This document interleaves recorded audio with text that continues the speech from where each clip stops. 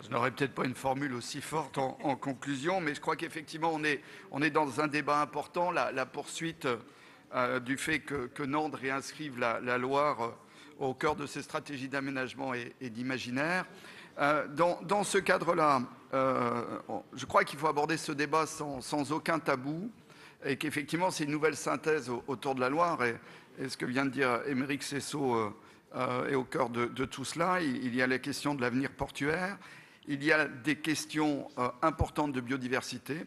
On sait bien que Nantes est potentiellement aussi un peu un mur en termes de biodiversité par rapport au rôle clé de la Loire entre la mer et l'ensemble du fleuve qui va très très loin, plus loin que toute région administrative.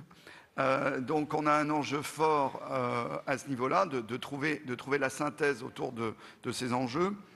Et nous avons un enjeu d'aménagement un peu spécifique qui doit être présent dans le débat, qui est l'avenir de la prairie de Mauves, qui est un des grands espaces verts et naturels dans la ville, que nous avons classé en Natura 2000 il y a maintenant une petite dizaine d'années, et que nous n'avons toujours pas réinvesti.